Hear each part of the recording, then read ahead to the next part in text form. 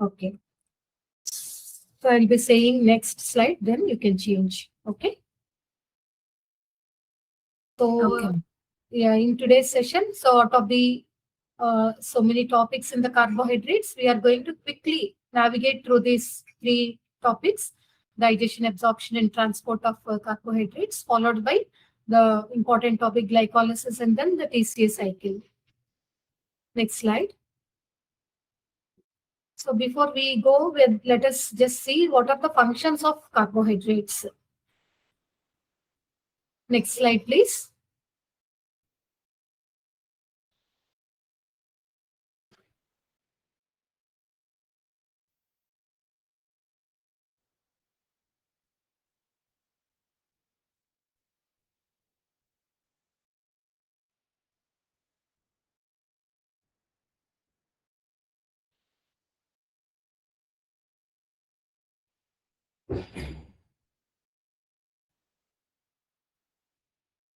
అవ్వట్లేదా నైమిష?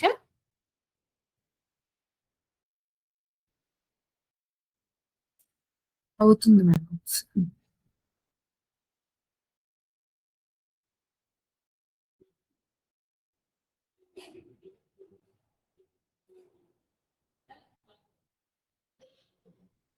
ఈ slide madam.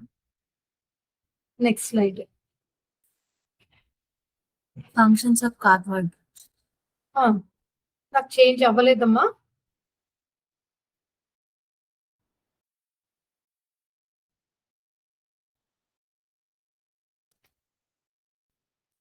ఇప్పుడు ma'am అవ్వట్లేదు.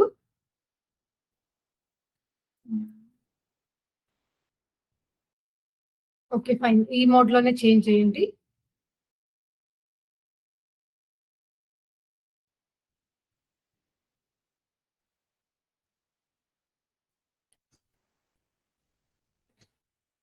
స్లైడ్ షో అవ్వట్లేదు.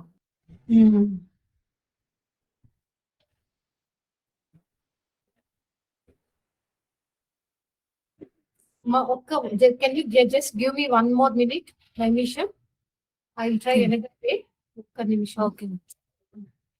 మీరు స్టాప్ షేరింగ్ చేయండి. చేయట్లేదు. చేశాను. ఓకే, స్టాప్ చేస్తాను. try 1 more thing.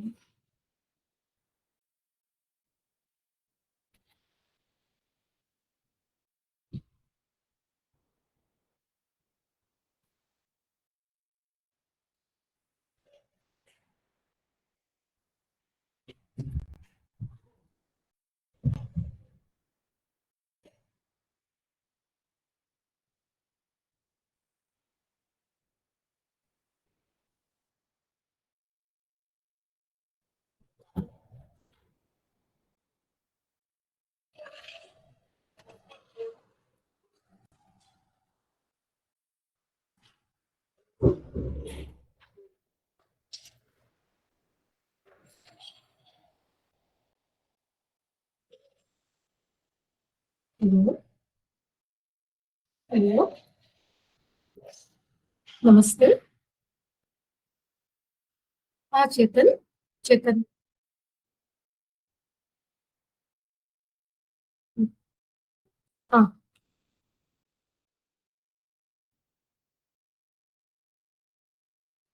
Chetan, I'm in the NMO session. Can I call you later?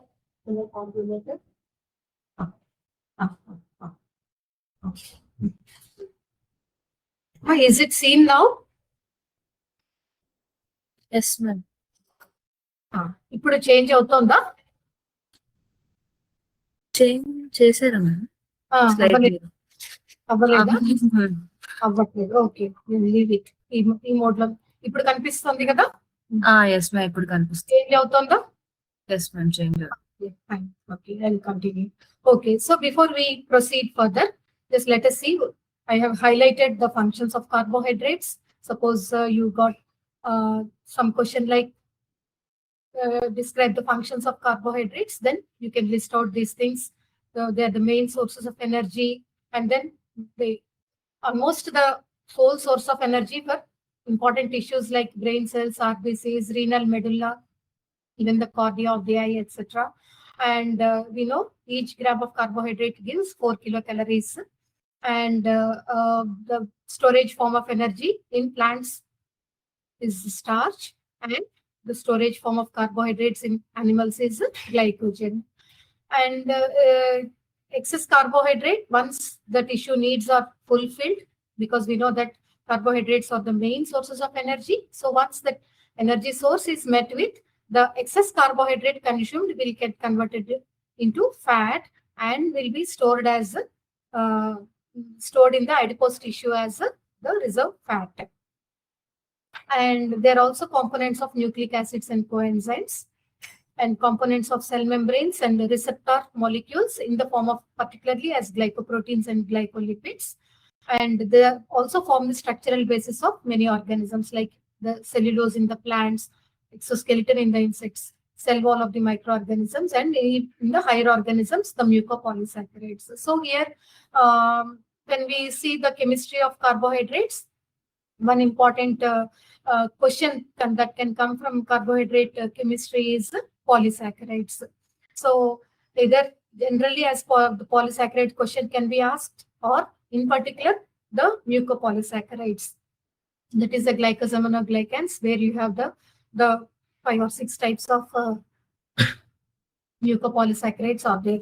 So then coming to the present topic again, the dietary carbohydrates. They consist of mainly polysaccharides like the starch from vegetable sources and glycogen when animal food is taken. Then so disaccharides also are important components of dietary carbohydrates like sucrose, lactose, and maltose from their respective sources. Small amounts of monosaccharides like glucose, fructose, and pentoses are also part of the dietary carbohydrates. Liquid food materials, they escape digestion in the mouth and then they directly enter the stomach, but solid foodstuffs are masticated thoroughly before they are swallowed. So this is important because this slide gives us the digestion of an overview of the digestion of carbohydrates. Actually, cooking helps in breaking the glycosidic linkages in polysaccharides. So by the word polysaccharides, we understand that they're composed of a number of monosaccharide units. And what is the bond between the monosaccharide units? It is a glycosidic bond. So when we break the glycosidic bond, then the sugar units get separated. So one way to do so is by cooking. So the heat will cause hydrolysis of the glycosidic bonds. So, and then once they're eaten, once they're taken in the mouth, so for the carbohydrates, the digestion begins in the mouth itself. So because of the presence of the important enzyme, salivary amylase, which brings about minor amount of starch digestion. So the salivary amylase breaks the alpha-1,4 glycosidic linkages in the starch, producing what are known as smaller carbohydrates, like smaller than starch. They are the limited dextrins, maltotriose, and maltose. Then from the mouth, the carbohydrates, the food bolus, once it reaches the stomach, the acid pH in the stomach will inactivate the salivary amylase. So hence, in the stomach, further breakdown of the starch will not occur, will stop in the stomach. Then once the food reaches the intestine again, in the small intestine, the pancreatic bicarbonate will neutralize the acid pH. And then again, there is another amylase in the pancreatic juice, that is alpha amylase, which again breaks the alpha-1,4 glycosidic linkages, producing maltose, isomaltose, and again dextrins. So by that, we understand that the larger molecules, polysaccharides, are broken down into smaller molecules as they move through the gastrointestinal tract. Then once these they are broken down or converted into these maltose, isomaltose, and dextrins, further hydrolysis or further digestion of carbohydrates is brought about by the respective disaccharadases that are present on the brush border of the intestinal cells. So on the surface of the intestinal cells.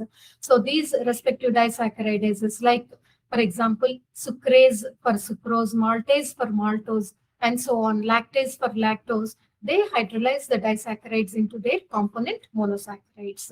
So thus the digestion of carbohydrates begins in the mouth. Then once in the stomach, it is not there, not happening. And then again, once it reaches the intestine, because of the action of pancreatic amylase, further digestion again begins. And then in the intestine, it is continued by the disaccharidases, ultimately producing the monosaccharide units. So the monosaccharides are the simplest form of carbohydrates that cannot be further hydrolyzed. So then here in this, so the various carbohydrates, their dietary sources, then the digestive enzyme, the location, and then the products are given here. So as we can see, the ultimate products are the simplest: glucose, galactose, fructose. These are the monosaccharides that are ultimately produced by the digestion of the dietary carbohydrates. The next slide also shows the other dietary carbohydrates and then the products finally formed.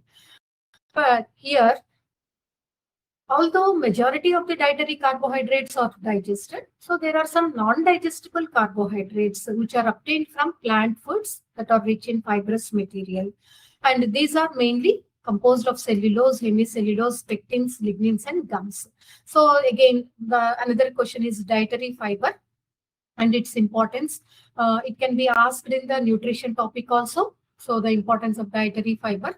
And so we all know that it cannot be digested, and the inclusion of dietary fiber is now part of the balanced diet. And then the beneficial effects of dietary fiber are, it forms the bulk of the for stool undigested, and then helps in easy defecation, and then it helps in controlling the blood sugar. It helps in lowering the cholesterol levels, and it also has some anti-cancer effects. So dietary fiber and its benefits is another important question that can be asked. Then once the digestion is completed to the simplest carbohydrates, that is the monosaccharides, next step is the absorption. So only monosaccharides are absorbed by the intestine. Although minute quantities of disaccharides can be absorbed or immediately eliminated through kidneys. So what are the principal monosaccharides of carbohydrate digestion? These three are the principal monosaccharides, like the glucose, fructose, and galactose. All these three have different rates of absorption. The fastest one is, or the most effective absorption is observed for galactose, followed by glucose, and then for the fructose. Now, how is the absorption going on? So we now just saw that for the digestion, so the begins in the mouth by the help of salivary amylase that breaks the alpha-1,4 glycosidic linkages, and then by the help of pancreatic amylase again, and then the disaccharides, respective disaccharides. All these will break the polysaccharides and then the oligosaccharides, all of them into the respective monosaccharide units. Now the next step is the absorption. So the mechanism of absorption. So broadly we can say that three mechanisms will operate for the absorption of carbohydrates, namely the simple diffusion, active transport mechanism, and facilitated diffusion. So mediated by carrier. So, and pentoses are also absorbed by simple diffusion. So we know simple diffusion is a concentration gradient based, and based on the concentration gradient between the intestinal lumen, from the lumen to the mucosal cell, and then from the mucosal cell into the blood. So this is by way of a simple diffusion. And active transport mechanism, we know it utilizes energy, and here glucose and galactose are absorbed very rapidly by these directly using energy by active transport mechanism. And fructose is by facilitated diffusion, and pentoses are absorbed by simple diffusion. And when we take particularly the absorption of glucose, so from the intestinal lumen, where it is produced by the action of the digestive enzymes and all, From there, the intestinal lumen, it has to enter into the intestinal cell. And so the absorption of glucose, here we will see at various levels, that is from the intestinal lumen to the intestinal cell, and from the intestinal cell into the circulation. That is actually the absorption. Then from the circulation through the blood, it is carried to various tissues. And at the tissue level, from the circulation into the tissue cells, again, glucose has to be transported into the cells where it undergoes further metabolism. So at all these places, various types of transporters are helping in the absorption of glucose. So we will see what these are. So one absorption mechanism where glucose is, from the intestinal lumen is absorbed into the intestinal cell is mediated by what is known as a sodium dependent glucose transporter 1. And this is again another very important molecule, sodium dependent glucose transporter 1. It is actually a membrane bound carrier protein that co-transports glucose along with the sodium. And so the glucose and sodium, both of them will enter into the intestinal cell.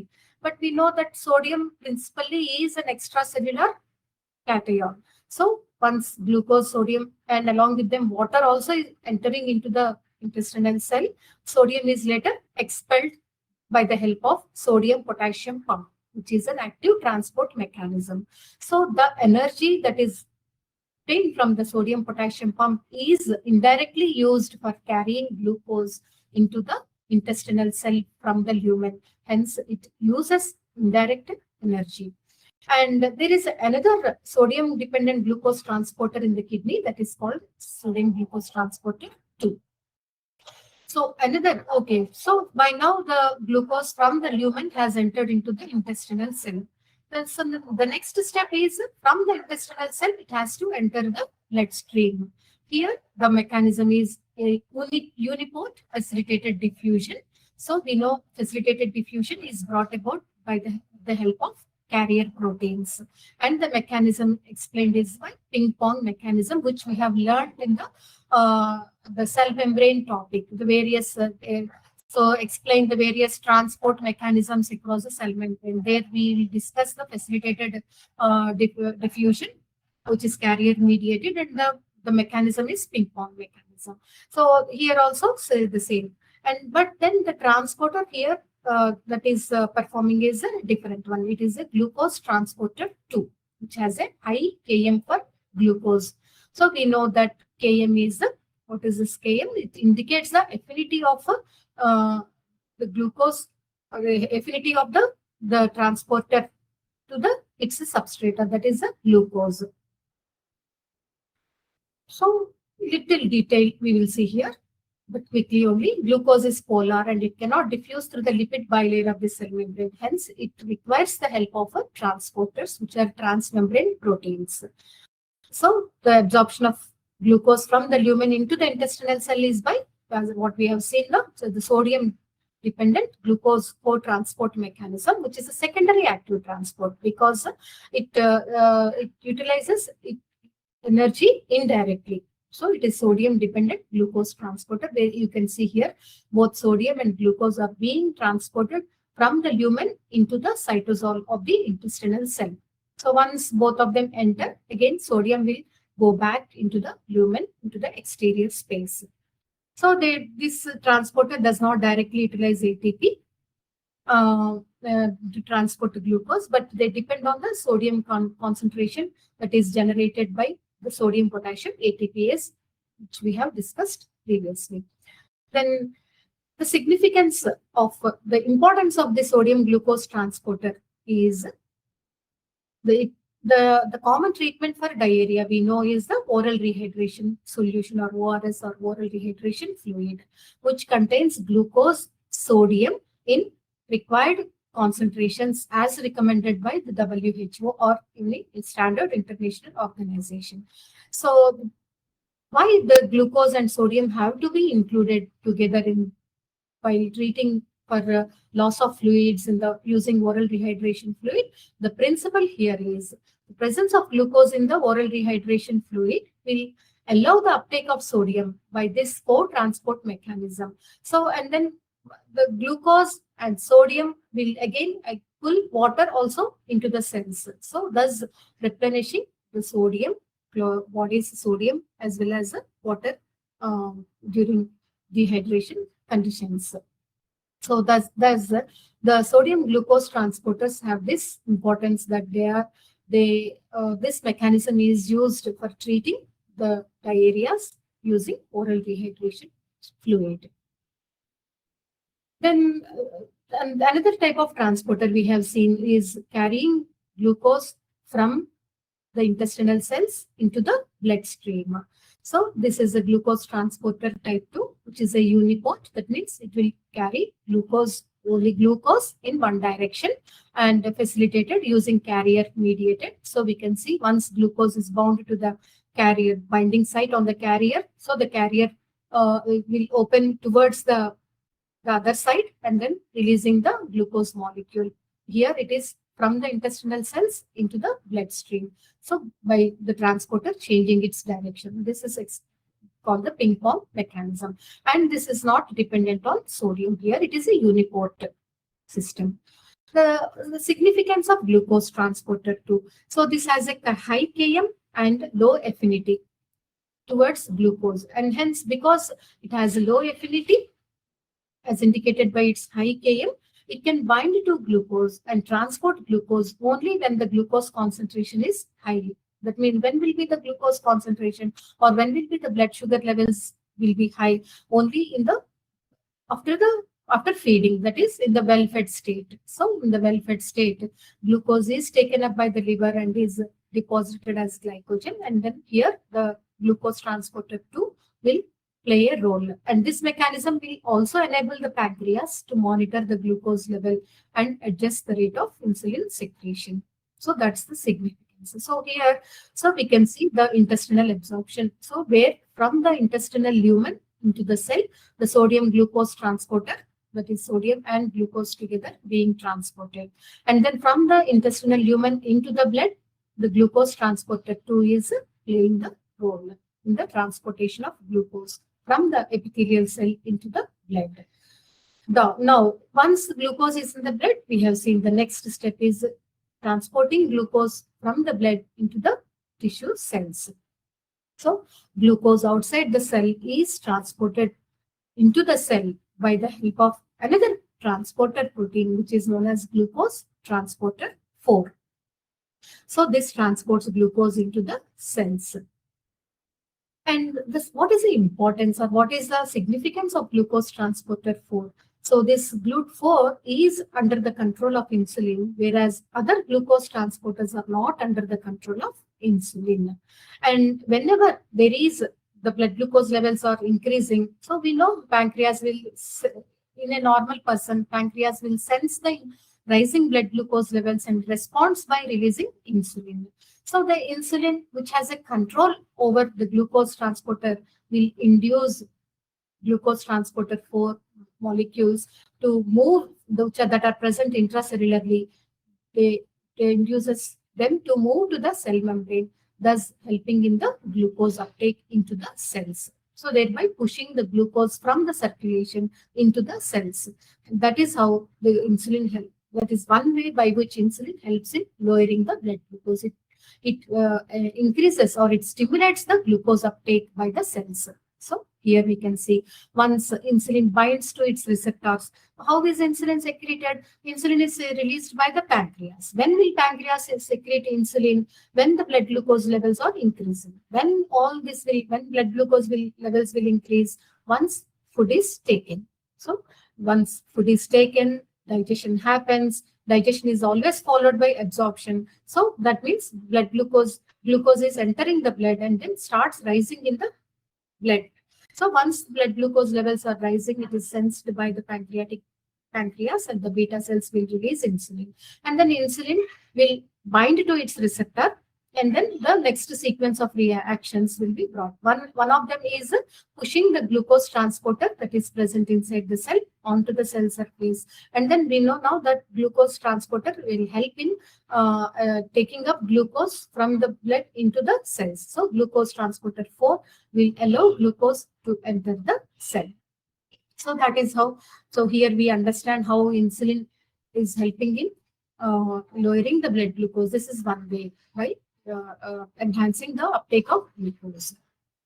What is the significance of glucose transporter 4? Yes, it has a clinical significance because in type 2 diabetes mellitus, so the tissue cells, so particularly here the muscle and adipose tissue, they are resistant to the insulin effect. So insulin will not be able to bring out the same effect as in the normal persons. It will not be able to push glucose into the cells. So because these tissue cells are resistant to the action of insulin. So, and then this is a state of insulin resistance, which can ultimately result in overt type 2 diabetes mellitus. So in diabetes, entry of glucose into the muscle is only half of that of the normal cells, because this glucose transporter 4 is not performing as it should in patients with diabetes mellitus.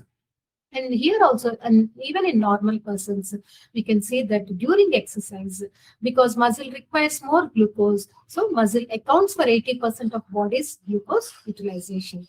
However, at the basal state, brain will take up about 60% of the glucose that is oxidized in the body.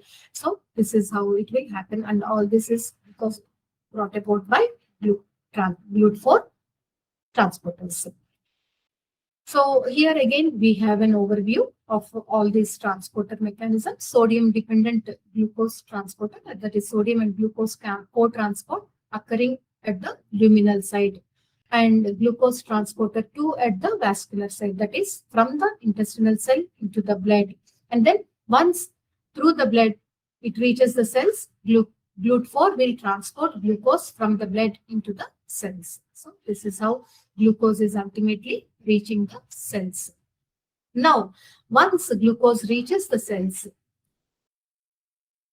it will undergo further metabolism depending upon the need of the body. For example, if there is a need for ATP synthesis, then glucose will enter the glycolytic pathway and then will be oxidized and then producing pyruvate. Pyruvate will become acetyl-CoA. Acetyl-CoA will enter the TCA cycle, and then by all these pathways, the NAD reducing equivalents are generated, and then they will go to the electron transport chain generating ATP.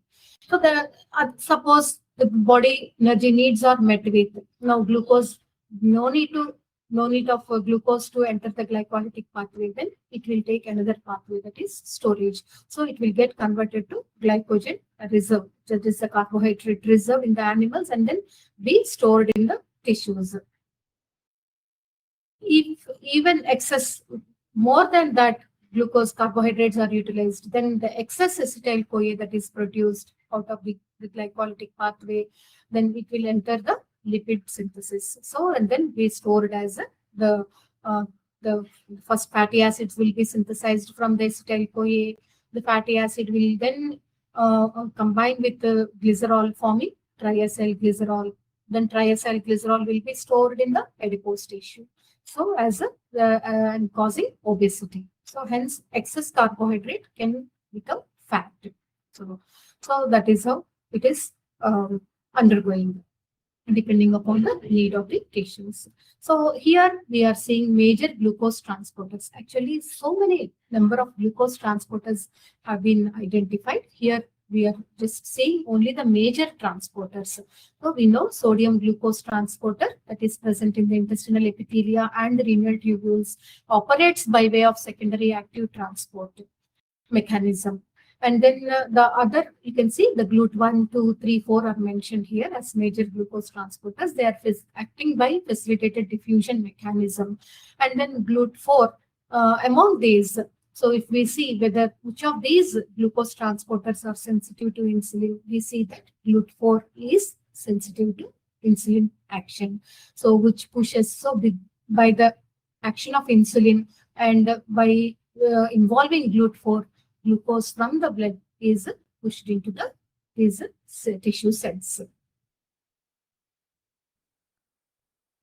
And so digestion followed by absorption. And then here we have discussed the role of various transporters.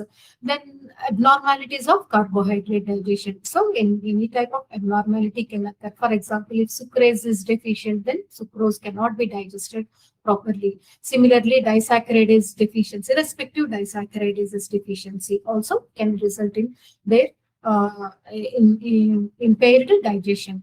And the absence of carrier protein can cause malabsorption of monosaccharides. So these are some abnormalities, but more common one which you can be asked as a question is lactose intolerance, which is one of the most common disorders of carbohydrate digestion in humans.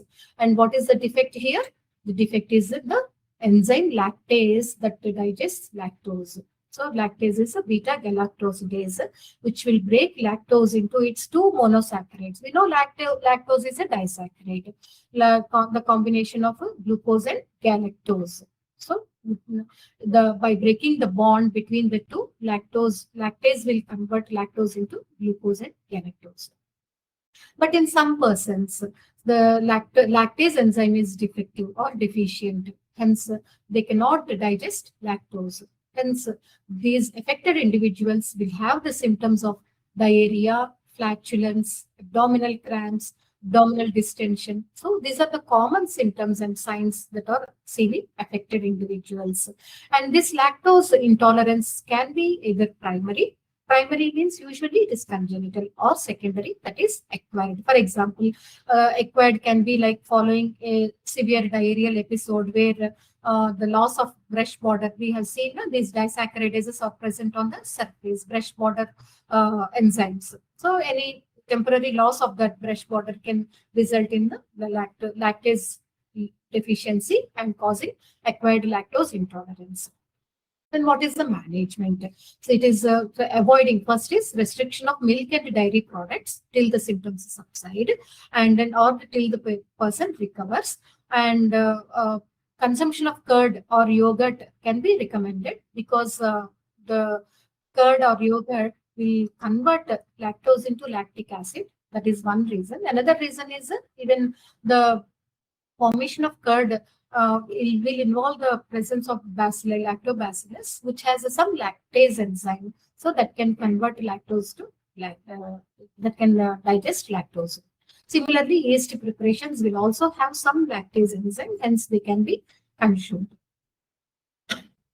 Here, so a possible case-based question given here. A 20-year female came to the OPD with the chief complaints of abdominal cramps, diarrhea, and flatulence since 2 weeks, particularly after consuming milk. The examination findings were normal. And what is a probable diagnosis? So probable diagnosis is lactose intolerance, and explain the biochemical basis of the condition. Lactose intolerance occurs because of the defect in the lactase or the beta-galactosidase, which converts lactose into glucose and galactose. And what is the advice given to the patient? So this is the management that is generally advised.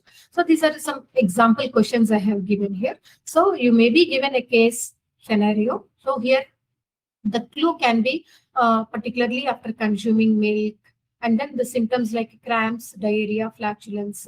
So these can give you a clue to the condition that can be a lactose intolerance case. And here again, a possible reasoning based question. So individuals with lactose intolerance cannot tolerate milk, however, they can consume curd or yogurt, explained by.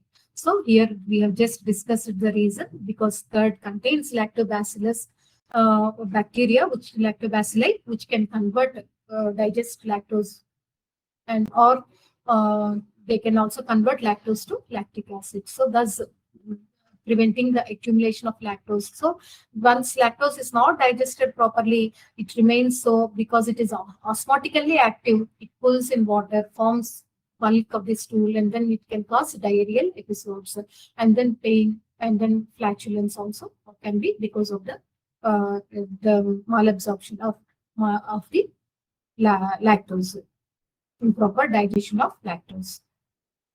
So this is one common condition that is associated with the carbohydrate digestion.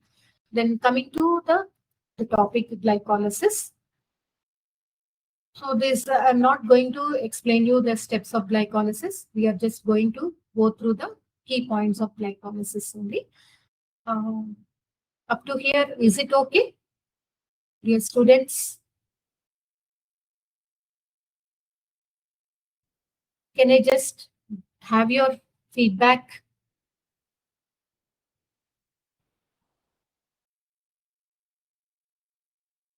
Naimisha?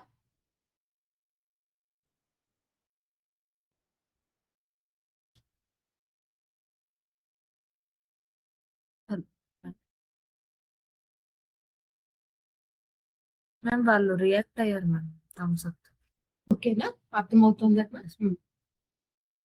Okay. Naimisha ma'am can I try once, మళ్ళీ ఒక్కసారి slide show try చేస్తాను, ఒకసారి చెప్పమ్మా. Because I have added animation, possible we will see. కనిపిస్తుందా glycolysis slide? Yes ma'am, కానీ slide show లాగా లేదు ma'am, ముందులానే ఉంది. ఇప్పుడు లేదు మ్యామ్, మారలేదా? స్లైడే కనబడుతుంది. చేంజ్ అవ్వలేదు. అయిందా?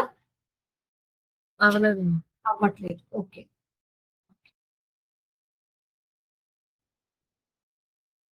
Okay. So this is overview of the glycolytic pathway. We will go through that. The important features. Suppose you are asked what is glycolysis, so you have to begin with some introduction. In the introduction, you mention what it is. So glycolysis, other name is Embden-Meyerhof-Parnas pathway, or commonly called Embden-Meyerhof pathway. And location, definitely you have to mention. So it is occurring in almost all the tissues, and even within the cell. In which compartment of the cell? Cytosol compartment. So because the enzymes of glycolysis are present in the cytosol. So whenever you are given a metabolic pathway, you mention, you give some brief introduction to that pathway, and mention the tissues where it occurs, and even within the cells in which compartment the specific pathway will occur. So it will be nice if you can mention these points. Then we know that glycolysis can occur either as an aerobic or an anaerobic pathway. Aerobic pathway, the end product is pyruvate, and then the lactate is end product in anaerobic glycolysis. And it is a major pathway for ATP synthesis in tissues lacking mitochondria. So it is occurring in cytosol. So it can happen in tissues lacking mitochondria, namely RBCs, islands, cornea, renal medulla, etc. And again, a very important source of ATP for the brain also. And glycolysis and gluconeogenesis. So we know glycolysis is a glucose utilizing pathway, major oxidative pathway of glucose. Gluconeogenesis is glucose synthesizing pathway. So, but then the gluconeogenesis is not the exact reversal of glycolysis, because there are some irreversible steps in glycolysis, but some of the steps of glycolysis are occurring in a reverse direction in gluconeogenesis, but then both of them are not exactly the reverse of each other. So here we can see hexokinase, phosphofructokinase, and pyruvate kinase. So these three kinase steps are the irreversible steps and also the regulatory steps of a glycolytic pathway. So we know that any pathway, so depending upon the need in the body only, a pathway has to occur or cannot occur. But then who is going to decide whether a pathway has to occur or not? So by a regulatory mechanism, mostly operated by hormones. Then how do hormones have control on these pathways? How will they say that pathway, you please occur, please go on, and like that? No, the hormones will have a control on the pathway at key areas. So those key areas are called the regulatory steps, as we all know. So we have to mention, whenever you are asked a pathway, definitely it is usually customary to mention the regulation of that pathway. So what are the regulatory steps in this pathway? Hexokinase, phosphofructokinase, and pyruvate kinase, which are also the reversible reactions, reversible steps of the glycolytic pathway. Then another important point we have to note in the glycolytic pathway is the substrate level phosphorylation happening at 2 steps. So what are the 2 steps where substrate level phosphorylation is happening? One is conversion of 1,3-bisphosphoglycerate to 3-phosphoglycerate. Another one is phosphoenol pyruvate to pyruvate conversion, where you can see the ADP getting converted to ATP, right, at the level of the reaction itself at both places. This is called substrate level phosphorylation. So usually we know that the energy currency in our body is ATP, and the generation of ATP occurs by two methods. One is oxidative phosphorylation, another is substrate level phosphorylation. What happens in oxidative phosphorylation? So by oxidation, that means oxidation is addition of oxygen or removal of hydrogens. In our body, we see that it is commonly happening by removal of hydrogens, that is dehydrogenation. So the dehydrogenation, also oxidation is happening. Where is it oxidative phosphorylation happening? In the electron transport chain. So when oxidation is happening, the energy that is generated during that process is used for phosphorylating ADP to form ATP. That is all happening in the electron transport chain, which we learn usually in the biological oxidation topic. Another way of generating ATP is substrate level phosphorylation, which is happening at the level of the substrate, at the level of the reaction itself. So as you can see here, at the level of the reaction itself, ATP is generated by phosphorylation of ADP. At both places we can see that. Then where does this substrate level phosphorylation occur? It usually occurs when the substrate is a high energy compound. So here we know this 1,3-bisphosphoglycerate or phosphoenol pyruvate, both are examples of high energy compounds. So a high energy compound is one which when hydrolyzed will give energy greater than or equal to that given by ATP, isn't it? Greater than that given by the hydrolysis of ATP, which is about 7.3 kilocalories. So these examples, this 1,3-bisphosphoglycerate or phosphoenol pyruvate are examples of high energy compounds. Hence, they are capable of phosphorylating the ADP to produce ATP. So these two are examples of substrate level phosphorylation happening in the glycolytic pathway. Then another important point to be noted here is about the enzyme enolase. So enolase is the enzyme that is converting 2-phosphoglycerate to phosphoenol pyruvate. And then what is its importance? It is inhibited by compound fluoride.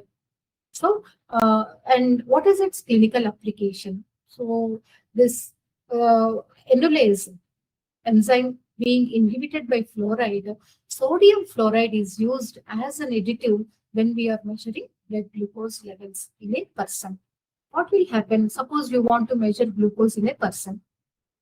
So what is the preferred sample? We know that plasma is the preferred sample for glucose estimation. Then how do we obtain plasma? In order to obtain plasma, we have to add an anticoagulant. So we know this all these general things. So we have to add an anticoagulant. So just adding anticoagulant, will it be sufficient?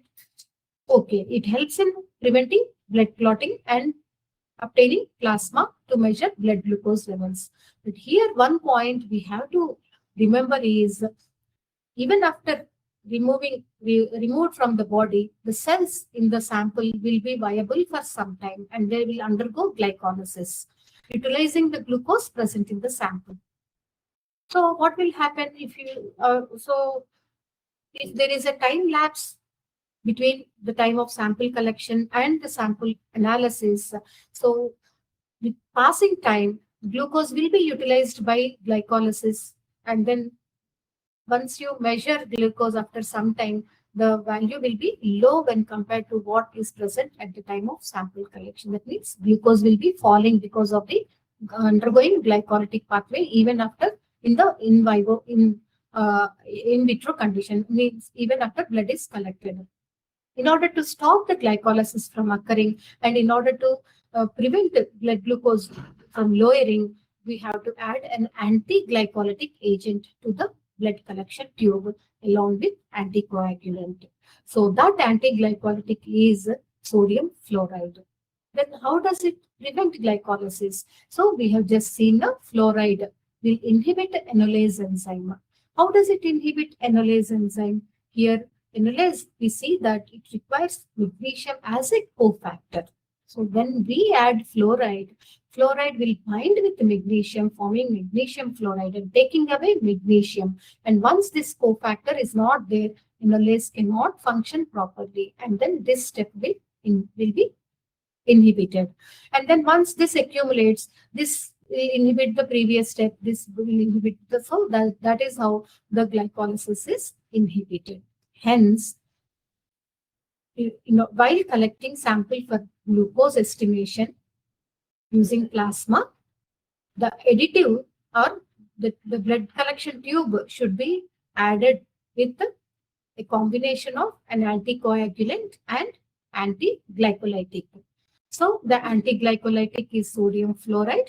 Anticoagulant commonly used in combination with sodium fluoride is potassium oxalate. So hence a combination of potassium oxalate and sodium fluoride is used when collecting sample for blood glucose estimation. This you have to remember, because tomorrow as when you go to the clinics or when you yourself collect the blood sample as interns also, this is a very important point to be noted.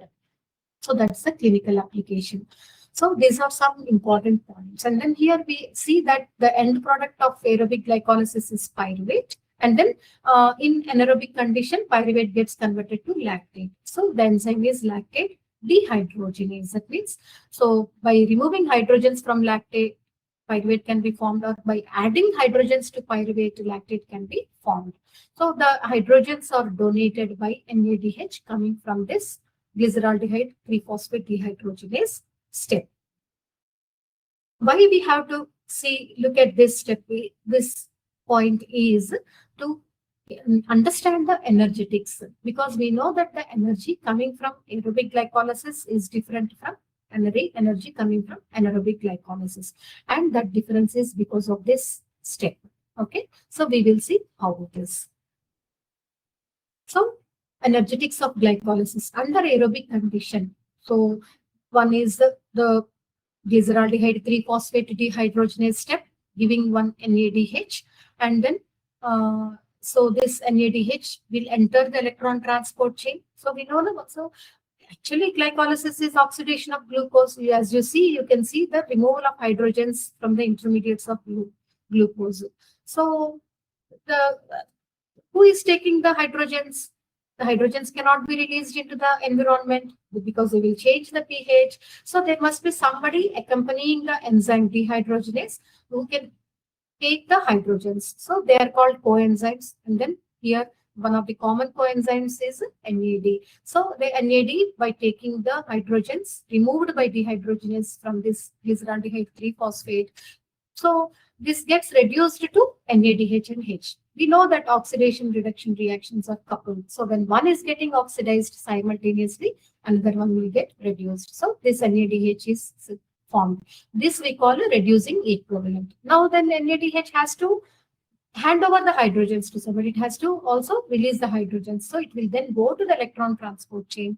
It will undergo oxidation. And then during the oxidation, some energy will be released. That energy is used for the phosphorylation of ADP, forming ATP. So that is how. And then, so from each NADH, 2.5 ATPs are generated. So hence, so because here 2 glyceraldehydes will be coming. So 2 into 2.5, that is 5 ATPs are generated from this step of glyceraldehyde 3-phosphate dehydrogenase, we know. And then the 1,3-bis. So 2 substrate level phosphorylations are happening, right? So this one and this one. So at each place 2 ATPs. So hence a total of 9 ATPs are generated during the aerobic glycolysis step. But then 2 ATPs are utilized during the first 2 steps. So it is plain glucose, but glucose is becoming glucose 6-phosphate. And then again, once it is converted to fructose 6-phosphate, fructose is again phosphorylated. So thus consuming 2 ATPs. So by subtracting those 2 ATPs, finally 7 ATPs is the net gain of ATP from each glucose molecule in the aerobic conditions. So in the anaerobic conditions, so we see that this one step is not there. No, this one step where this NADH cannot be obtained because it is getting used up in the conversion of pyruvate to lactate. So hence only the substrate level phosphorylations and then their ATPs, like the 4 ATPs minus 2 ATPs, that is only 2 ATPs is the net ATP generation under anaerobic condition from each molecule of glucose. Then the regulation of glycolysis. So here regulatory enzymes we have seen, one is the hexokinase, the other one is phosphofructokinase, and then the pyruvate kinase. So the hexokinase or glucokinase in some specific tissues. So here you are seeing the list of activators and then the inhibitors. So commonly you are seeing the enzyme, hormone insulin as an activator, the glucagon as an inhibitor of the glycolytic enzymes. Because we know the net effect of insulin is to lower the glucose levels. The net effect of glucagon is to increase the blood glucose levels. So insulin will activate the pathway that will utilize glucose. One of the major one is glycolysis. Glucagon will try to inhibit pathways that are utilizing glucose. So hence glucagon will act as an inhibitor of these enzymes, regulatory enzymes. Then at this point, I just want to tell you, just make a note of the role of fructose 2,6-bisphosphate in glycolysis and what is Pasteur effect, what is Crabtree effect. So these are given in Vasudevan textbook and also Satyanarayana textbook. So I'm not trying to this thing. Then what is this cycle? So this is the Cori cycle, which explains the lactate that is generated in the muscle from glucose. So in the exercising muscle, suppose it is an over-exercising muscle, so glucose will be converted to pyruvate, and then the pyruvate will get converted to lactate further. So then this lactate will be transported through the blood, reaches the liver, where it converts back to pyruvate, and then pyruvate will convert back to glucose, and then that glucose is again utilized for muscle contraction, again in a contracting muscle. So this conversion, this cycle is called a Cori's cycle. And again, Cori's cycle can be asked as a short notes. So the significance of Cori's cycle, so is all that. Then what is this cycle? So this is the Rappaport-Lubering cycle. So the Rappaport-Lubering cycle, which involves formation of 2,3-bisphosphoglycerate from 1,3-bisphosphoglycerate. Again, Rappaport-Lubering cycle and its significance can be asked as a short notes. So this is a minor pathway of glucose occurring in the RBCs. And so in this pathway, 1,3-bisphosphoglycerate gets converted to 2,3-bisphosphoglycerate. And then 2,3-bisphosphoglycerate again comes back to 3-phosphoglycerate and then continuing in the glycolytic pathway. So it is just a deviation from the routine glycolytic pathway. So, and then what is the important point here? So one thing is the ATP generation is not happening. So as it should be. So 3-phosphoglycerate, 1,3-BPG to 3-phosphoglycerate will result in a substrate level phosphorylation generating ATPs. So because of this deviation, the ATP is missed. Formation of ATP is missing. But then what is the benefit here? Generation of 2,3-bisphosphoglycerate, which is very useful molecule. What is the significance of 2,3-bisphosphoglycerate? This binds to the hemoglobin and reduces the affinity of hemoglobin towards oxygen, helping in the unloading of oxygen in tissues. That is helping in the oxygenation of the tissues in conditions like anemia or in conditions of high altitude or in fetal hemoglobin. So the 2,3-BPG levels will be high in order to facilitate oxygenation to the tissues. So Rappaport-Lubering cycle of BPG shunt is again another important, clinically important pathway and then can be asked. So then once we understood that, then let us go back to the glycolysis continuation. So we saw that pyruvate is an end product. Then pyruvate, further fate of pyruvate is to get converted to acetyl-CoA by way of oxidative decarboxylation. The enzyme is a pyruvate dehydrogenase complex. It is an enzyme complex. So where you can see this is the pyruvate dehydrogenase complex actually involving 3 enzymes. Again, PDH complex can be asked as a short notes or even a reasoning based question also. What is the role of, explain the role of enzyme in the pyruvate dehydrogenase complex, the role of vitamins in pyruvate dehydrogenase complex. So, and let us just quickly understand PDH. The pyruvate dehydrogenase complex has the 3 enzymes, as you can see, and then there are 5 coenzymes, not 1, 2, 3. There are 5 coenzymes. These are the thymine pyrophosphate coming from B1, coenzyme A coming from pantothenic acid, another B complex vitamin, FAD coming from riboflavin, NAD coming from niacin, and then glycoamide or glycoic acid. These are the 5 coenzymes that are there in the pyruvate dehydrogenase complex. Then this complex has 3 enzymes: the pyruvate dehydrogenase, lipoyl transacetylase, and dehydrogenase. These 3 enzymes and then 5 coenzymes are component of pyruvate dehydrogenase complex, which converts pyruvate to acetyl-CoA. That is, once acetyl-CoA is formed, what is the further fate of acetyl-CoA? Acetyl-CoA enters the citric acid cycle. Here again, so you know the steps of citric acid cycle. We will just quickly see the key points. So the first step is condensation, forming citric acid, followed by dehydration and a hydration step, catalyzed by the same enzyme aconitase, converting citric acid to isocitrate. Then isocitrate is oxidatively decarboxylated to oxalo alpha ketoglutarate first, and then oxalo alpha ketoglutarate is again oxidatively decarboxylated to succinyl-CoA. So here in this 2 steps, we see that decarboxylation is happening along with oxidation. So decarboxylation will remove carbon in the form of carbon dioxide. Again, so here 1 carbon dioxide and here another carbon dioxide. And so carbons are removed in the form of carbon dioxide. And both these carbon atoms are coming from acetyl-CoA only. And then we know this acetyl-CoA is coming from pyruvate, which is again coming from glucose. Thus, by this step, complete oxidation of glucose is happening. Now, succinyl-CoA is formed here. Succinyl-CoA gets converted to succinate.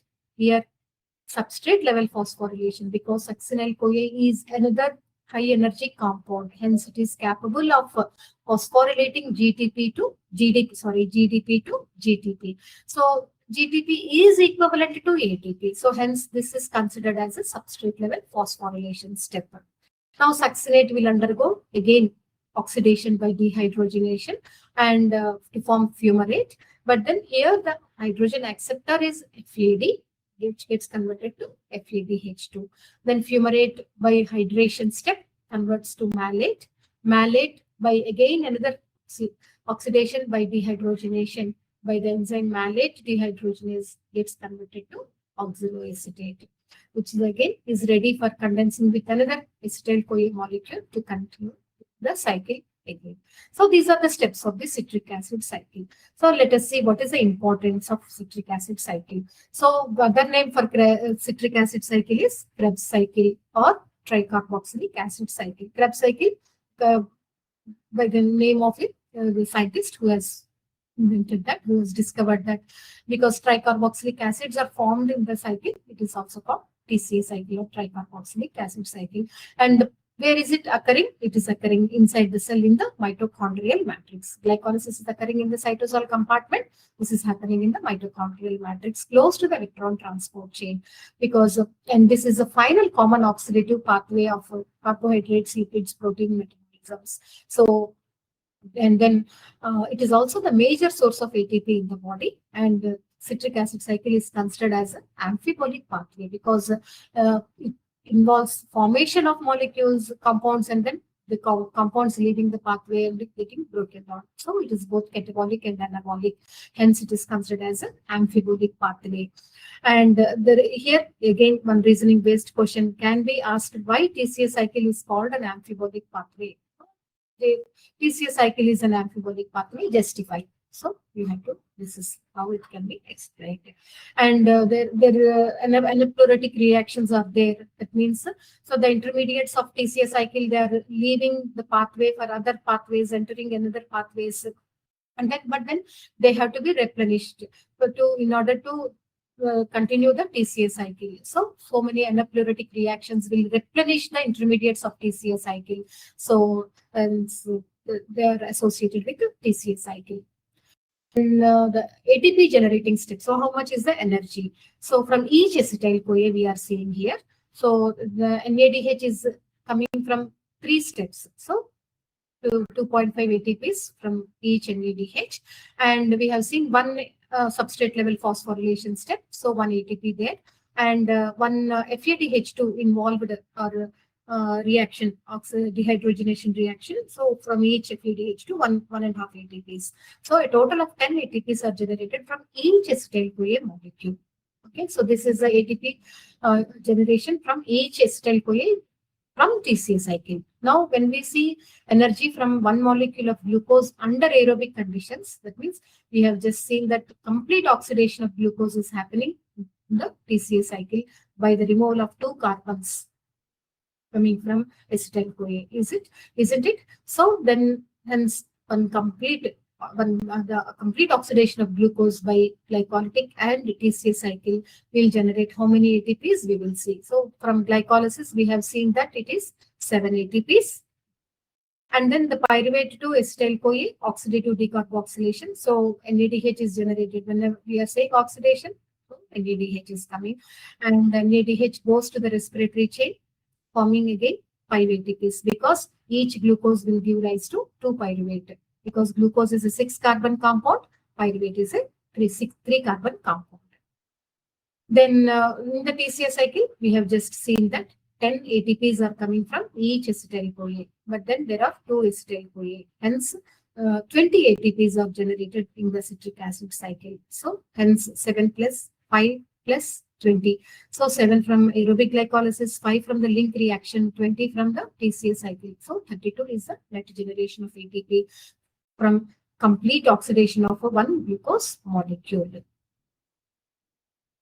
So the regulation of citric acid cycle, activator, whenever energy is required, citric acid cycle will occur. And then whenever there are sufficient ATPs and sufficient energy levels are there, so then citric acid cycle is inhibited. Similarly, ADP is an activator, succinyl-CoA and ADH are inhibitors. And then other inhibitors are fluoroacetate is an inhibitor of aconitase enzyme, arsenite is an inhibitor of alpha ketoglutarate dehydrogenase, malonate is an inhibitor of succinate dehydrogenase by competitive inhibition. So this is about the citric acid cycle. So all these slides I have taken from textbook of Vasudevan and Satyanarayana sir's textbook only. So shall we go to the MCQs?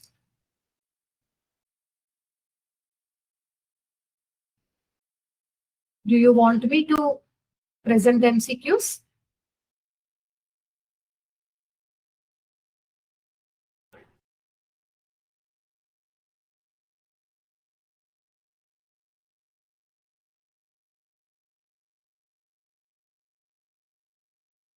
Ma'am yes అని చెప్తున్నారు.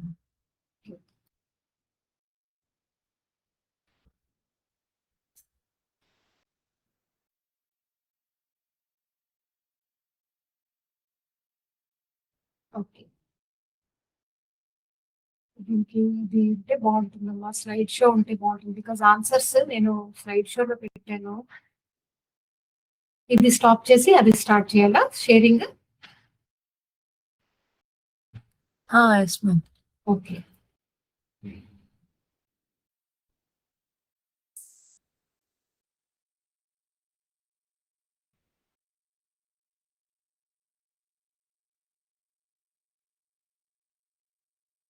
అనిపిస్తుందమ్మా?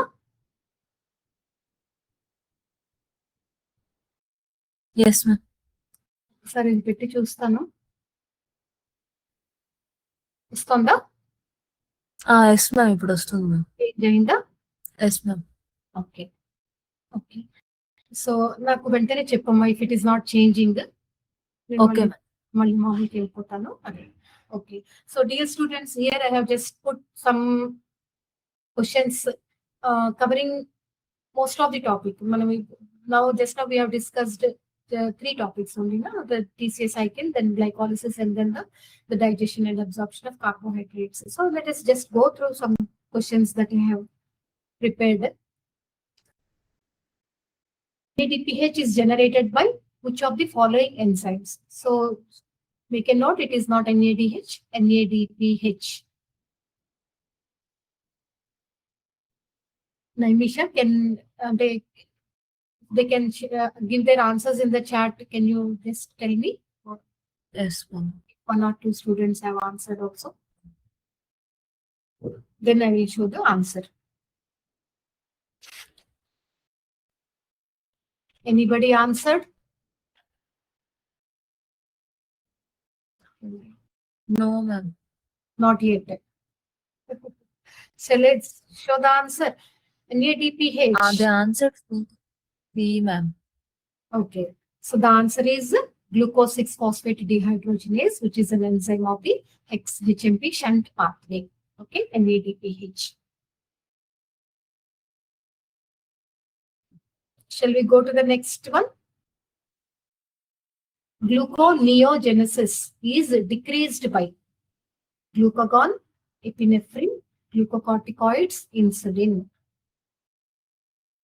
So what will happen by gluconeogenesis? Glucose is being synthesized from other sources, non-carbohydrate sources.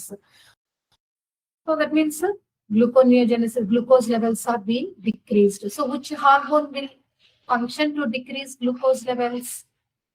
Anybody answered? They answered D ma'am. Yes, D, insulin is the answer. మాకు కనిపిస్తున్నాయా ఇప్పుడు నేను చేస్తున్న answers? ఇప్పుడు insulin underline అయ్యి కనబడుతుందమ్మా? Yes ma'am. Okay. So definitely the other 3 hormones, glucagon, epinephrine, glucocorticoids, will function to increase the blood glucose levels, while insulin is a opposite hormone, right? HMP shunt pathway is important for all the following except for generation of ATP, for fatty acid synthesis, synthesis of reduced glutathione, synthesis of ribose. Anybody answered? No ma'am. Okay. So HMP They answered A ma'am. A is the correct answer. Yes, because HMP shunt pathway is one of the alternate pathways of glucose utilization. So major one is glycolysis. So other pathway is HMP shunt. So the significance of HMP shunt pathway is another commonly asked question, dear students. The significance is there are 2 important points. One is generation of NADPH, and another important point is the synthesis of pentose sugars. So NADPH has multiple functions. So like it is useful for reductive biosynthesis. That means for fatty acid synthesis, for cholesterol biosynthesis, where NADPH is required. And it also helps in the synthesis of reduced glutathione, one of the important antioxidants in our body. The NADPH is helpful for maintaining the transparency of the cornea, preventing cataracts. NADPH is important for maintaining the integrity of RBC membranes. So there are so many functions of NADPH, and the HMP shunt pathway is one important source of NADPH. Okay. Another important significance of HMP shunt is the synthesis of pentose sugars. We know that pentose sugars are required for nucleic acid synthesis. So hence HMP shunt maybe the pathway can be asked, or as a short notes, what is the significance? Explain the significance of HMP shunt pathway is another important question in carbohydrate metabolism. So as you have answered, generation of ATP is the except that other are important points in the HMP shunt pathway. Next question. Two examples of substrate level phosphorylation in Linden-Weyrhach pathway of glucose metabolisms are in the reactions of. We have just discussed the high energy compounds that are capable of phosphorylating ADP at the reaction itself. Anybody answered? They answered C, ma'am. Can you reconsider or rethink? High energy compounds. Again, they answered A, ma'am. A. A is the answer. 1,3-bisphosphoglycerate and the phosphoenol pyruvate. Another one is these two reactions in the glycolytic pathway. Then succinyl-CoA is the substrate level phosphorylation step in the TCA cycle. So when we discuss about substrate level phosphorylation, you can mention these examples, these steps, because in our syllabus we see in the carbohydrate metabolism only. So 2 steps in the glycolysis and 1 in the TCA cycle. Okay, and these are also the compounds that are examples of high energy compounds. Okay, you can link all these things. Next question. So this is a question on glucose transporters. What type of transporters are they? I am only projecting the answer. They are facilitated bidirectional transporters. Glucose transporter that helps in the rapid glucose uptake and release has a low affinity for glucose. We have just discussed high Km and low affinity for glucose. Which one is it? Anybody answered? No, ma'am. Yes, GLUT2. And so recapitulate what is the function of GLUT2, from where to where it carries, transports glucose. So what is a transporter from lumen to the cell? Sodium dependent glucose transporter. From the cell into the blood is GLUT2.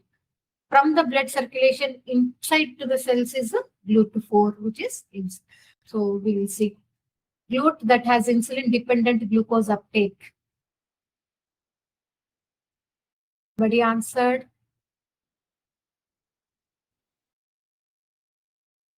GLUT4. Yes, GLUT4. The glucose transporter, that is secondary active co-transporter. Easy to answer now.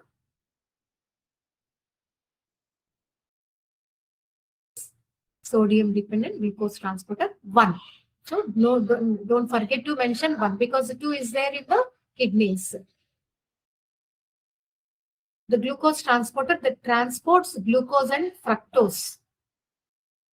This, of course, we have not discussed because the animation was not working, so I could not show it. GLUT5 is the one that transports glucose and fructose. So this is an overview also about the glucose transporters. Shall I move to the next one? Fatty acids cannot be converted into carbohydrates in the body, as the following reaction is not possible. So just in the beginning of our discussion, I told that excess carbohydrates can be converted to fat. They can be converted to fat and then sit as a adipose tissue, causing obesity in an individual. But the reverse is not possible. That means carbohydrates cannot be converted to fat. Why is it so? Fats cannot be converted to carbohydrates. Carbohydrates can be converted to fats. Fats cannot be converted to carbohydrates. Why is it so? Anybody answered? They answered D, ma'am. Delhi. Well, B or D? D, ma'am. Formation of acetyl-CoA from fatty acids. Formation of acetyl-CoA from fatty acids.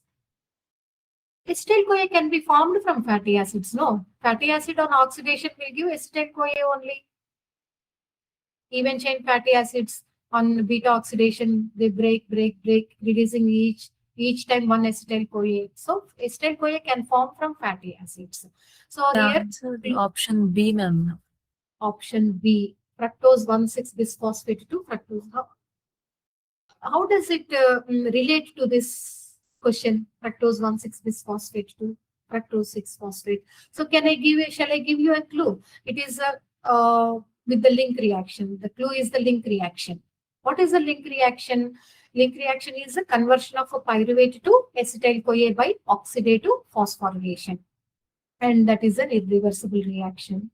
So while pyruvate can get converted to acetyl-CoA, and then acetyl-CoA can form a fatty acids can esterify with, combine with the glycerol, forming triacyl glycerol and form the lipids.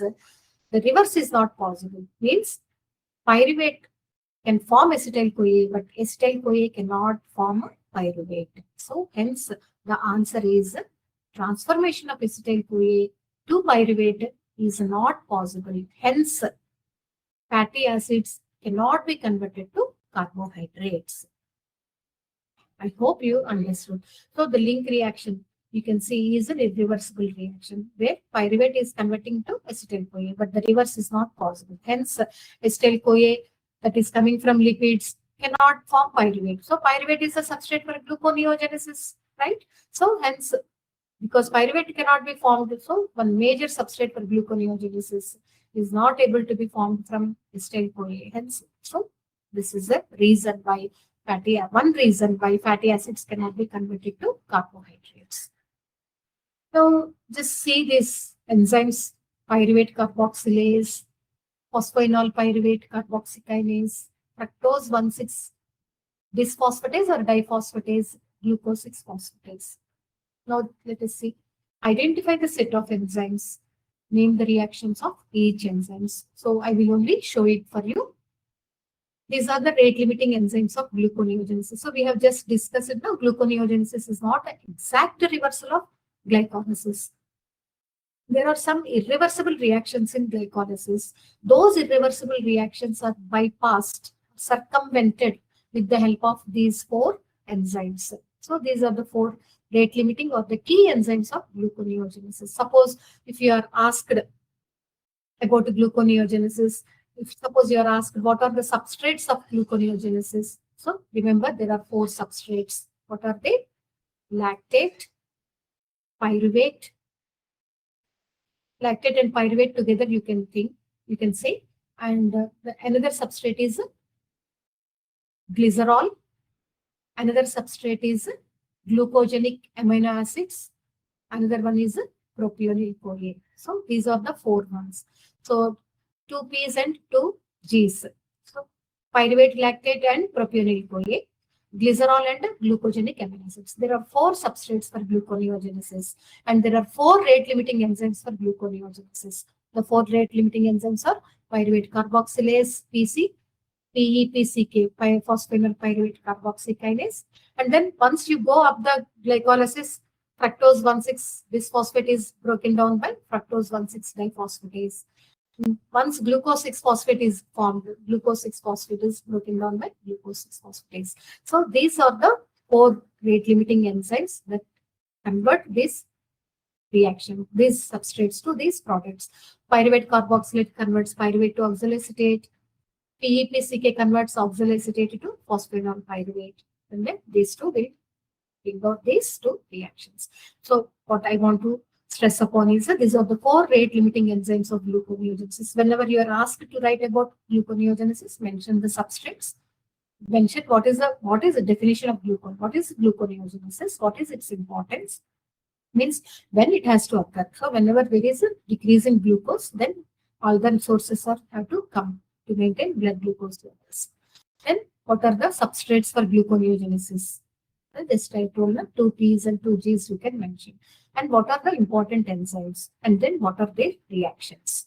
So like this, you can explain the gluconeogenesis. So here is one case study. A 9-month-old boy was brought to OPD with complaints of irritability, abdominal bloating, pain and diarrhea. Symptoms were observed after giving milk and dairy products to the baby. The baby did not have any symptom when fruit juices were given. What is the probable diagnosis? So here I told now, while before in the previous discussion. So here milk and dairy products is one clue we are getting. Then the symptoms: irritability, bloating, pain, and diarrhea. So what could be the probable diagnosis? The child is suffering from lactose intolerance. Earlier we have seen an adult suffering from case study. No? So what is the enzyme defect in this disorder? The deficiency of lactase or beta-galactosidase, which hydrolyzes dietary lactose into the glucose and galactose, which are then absorbed. What is the biochemical basis of the symptoms observed? The undigested lactose, which is osmotically active, will absorb fluid causing diarrhea. What dietary advice is suggested for this baby? In this case,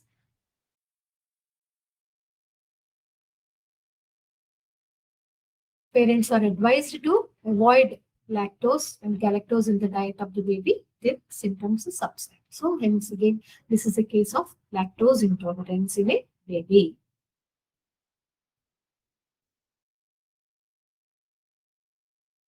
The question: a diabetic patient is diagnosed with nephropathy. Which urine test is the most sensitive indicator for early kidney damage in diabetes? So for renal damage in diabetes: urine glucose, ketone bodies, microalbuminuria, serum creatinine. So the question asks urine test. So we can rule out serum creatinine, although it is a renal function test. One is that.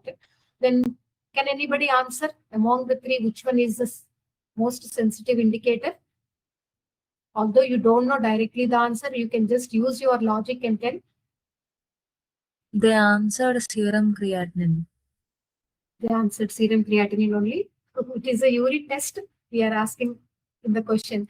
Okay, the answer is microalbuminuria. Please make a note. Okay, so because urine glucose is used to monitor glucose control, ketone bodies to detect the ketone bodies in the urine, serum creatinine is used to detect renal function only, but it is not a early kidney damage indicator. So better, I mean, urine test that is a sensitive indicator for early damage in diabetes is microalbuminuria.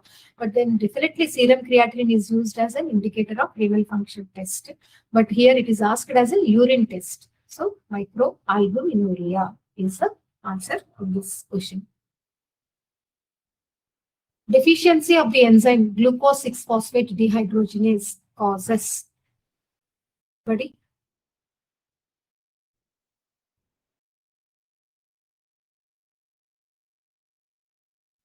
No one answered. They answered C, ma'am. Hemolytic anemia. G6PD deficiency will cause hemolytic anemia because when NADPH is important for the maintenance of RBC membrane integrity. Okay, so hemolytic anemia is the obvious answer here. So what is this? This is a HMP shunt pathway. Name the pathway. I just told HMP shunt. What is the significance of the pathway? I just discussed it now. Generates pentosis and NADPH. What is the coenzyme of transcatolase? Can anybody answer? Which vitamin or else? Here it is given transcatolase and TPP. What does TPP stand for? Thiamine pyrophosphate, which is coming from thiamine B1, vitamin B1 enzyme. TPP or thiamine pyrophosphate is the active coenzyme form of vitamin B1. What is the clinical significance of glucose 6-phosphate dehydrogenase? So here is that enzyme. G6PD deficiency is an X-linked recessive condition, most common genetic defect, and NADPH synthesis in RBC will decreased synthesis actually. So the decreased synthesis of NADPH in RBCs will cause accumulation of methemoglobin causing hemolysis. So hence G6PD deficiency, one important feature is hemolysis or hemolytic anemia. So this is about HMP shunt. A 54-year-old male diabetes patient was on regular treatment for for diabetes mellitus, sorry, name the investigation to be advised to know his glycemic control during the past 2 to 3 months. Can anybody tell me the answer for first question? Dysglycated hemoglobin or HbA1c. What is the basis for suggesting that test? Why HbA1c can tell about past 2 to 3 months glucose? Because HbA1c is the glucose bound to hemoglobin. So hemoglobin is present in the RBCs, which have a lifespan of about 120 days. So hence, when we measure HbA1c, we will come to know the average glucose values, average glucose levels of the individual over the past 2 to 3 months. Then how is HbA1c formed? HbA1c is formed by condensation of glucose with the valine of a beta chain of hemoglobin. Okay, nothing but it is glucose with the beta chain of a hemoglobin. That's all. It is called glycated hemoglobin or HbA1c, which is used as an indicator of glycemic control in patients with diabetes mellitus and also for diagnosing diabetes mellitus actually. And then if we measure blood glucose, we will know the glucose levels of that time point only. But HbA1c will tell us the glucose levels, average glucose of the previous 2 to 3 months. Hence, that is the advantage. So mention the ranges of HbA1c. Normal persons, it will be less than or equal to 5.7%. Greater than 6.5% will indicate diabetes. In between values are indicative of a pre-diabetes status. HbA1c or glycated hemoglobin is one important topic, and then just get sensitized to that. Oxidative phase of HMP shunt pathway produces all except CO2, ATP, pentose phosphates, NADPH. Anybody answered?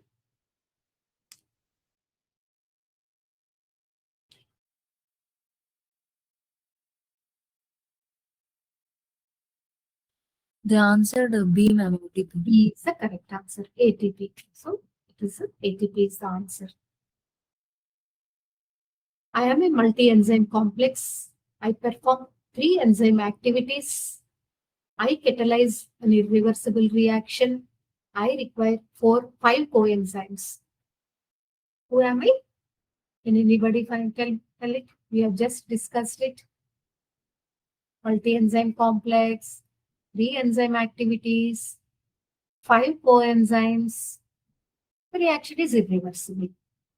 That is how fats cannot be converted to pyruvate. That is the reason why fats cannot be converted back to carbohydrates. Anybody answered? PDH complex. Exactly. It is a pyruvate dehydrogenase complex converting pyruvate to acetyl-CoA, TPP lipoamide, CoA, FTD, and NAD are the coenzymes. Which is other similar enzyme? Can anybody tell? We come across in the TCA cycle. Alpha ketoglutarate dehydrogenase complex of the TCA cycle is a similar enzyme. Okay. So that is also a multi-enzyme complex and requiring 5 coenzymes. Hemolytic episode after administration of the anti-malarial drug Primatmin is due to the deficiency of which enzyme among this? So in carbohydrate metabolism, most of the times hemolysis means it points to one particular enzyme. Almost all the times. They said option D, ma'am, glucose 6-phosphate. Glucose 6-phosphate dehydrogenase of a HMP shunt pathway enzyme. We have just discussed the hemolytic anemia.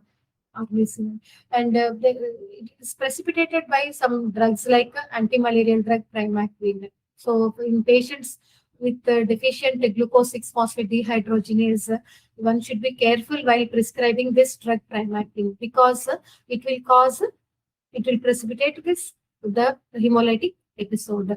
Hence important. So this is the glycogen metabolism pathway.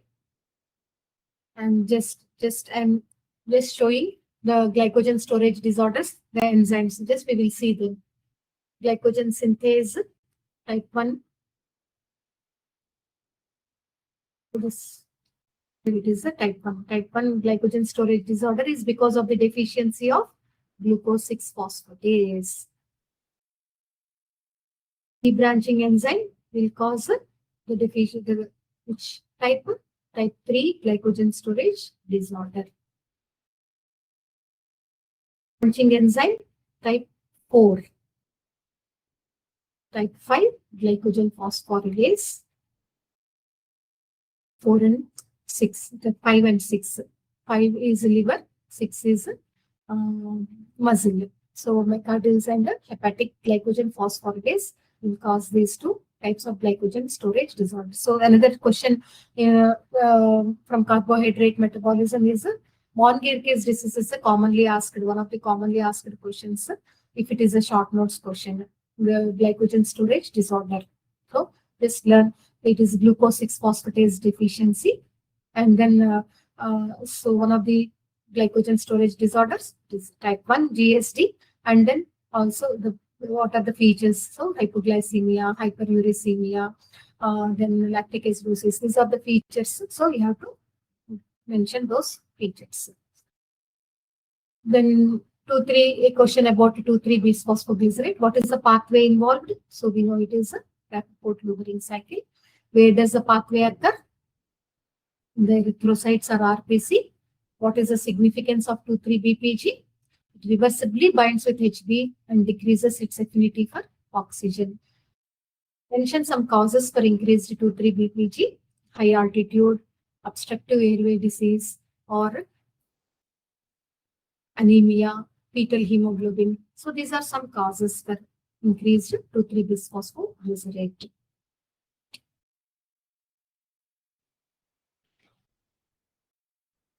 So 2,3-bisphosphoglycerate shifts ODC, oxygen dissociation curve, to the right. Explain how. So this can be a reasoning based question. So it binds to the hemoglobin and decreases its affinity for oxygen and causing oxygen release, shifting ODC curve to the right. So here we will see what is that, when upon binding to one subunit, then facilitates binding to the other subunits. So cooperative binding is observed here. So just explain the shifting of ODC to the right by 2,3-BPG. Identify the missing substrate of gluconeogenesis. I told the 2 pyruvates, 2 P's, 2 G's. So pyruvate and lactate together, I told, one is there. 2 G's are there, glycerol and glucogenic amino acids are there. So another P is missing. Can anybody tell what it is? Or shall I only reveal? It is propionate. Is the another substrate for gluconeogenesis. Identify the cycle. We just discussed it now. The lactate formed in the muscle, transported to the liver, where it gets converted to pyruvate, forming glucose by gluconeogenesis, which is again transported to the liver for utilization for muscle contraction. What is the cycle? This is the Cori cycle. I hope some of you have answered this. Yes, ma'am. One person answered. Okay.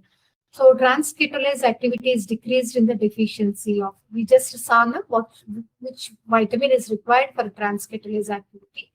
So hence, when that vitamin is not there, it can decrease the activity of transketolase. Which vitamin is that?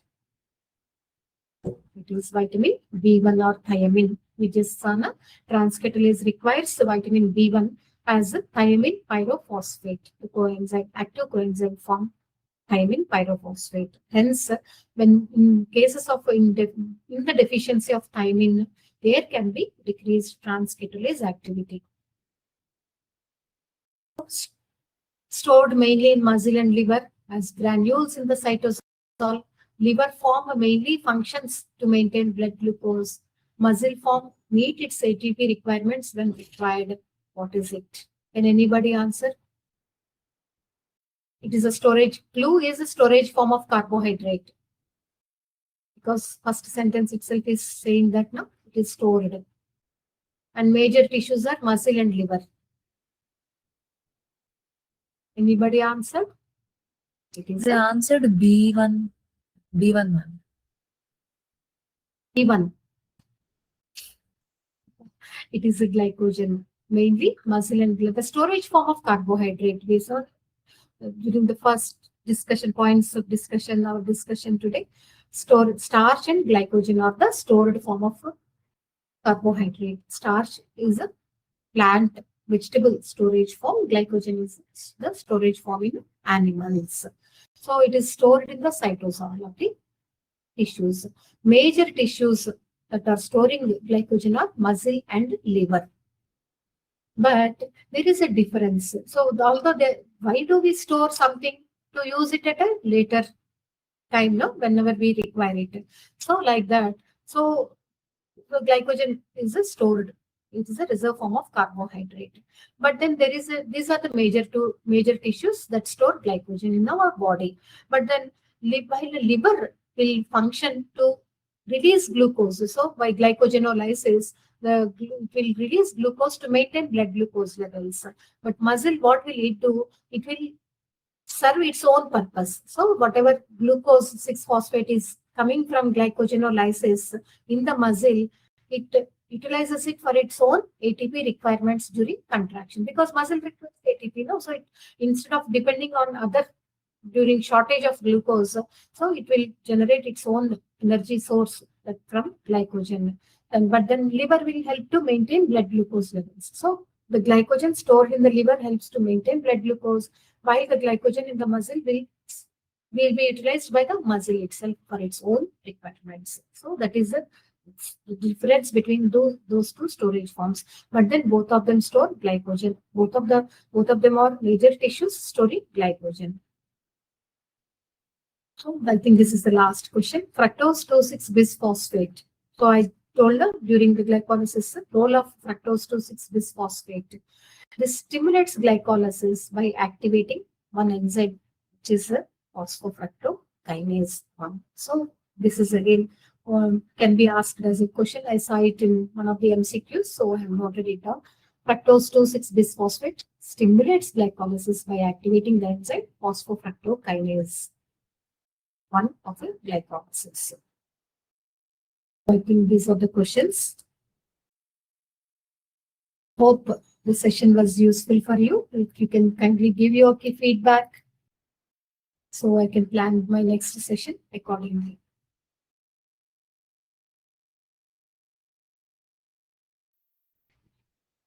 Any questions?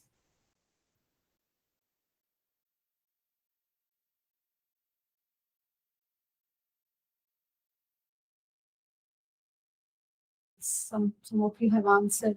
See, one of you have asked, could you please tell important questions to prepare for MBBS? See, there is nothing like important questions. So, but then just go through the previous year question papers to get an idea of how questions can be asked from a particular topic. Okay. So, for example, after having read the carbohydrate metabolism topic, the possible questions or how they can be asked. We just discussed during some of the questions like can be asked as a reasoning based question. So some question can come like that. So like that, so just go through the previous year question papers. Prepare accordingly.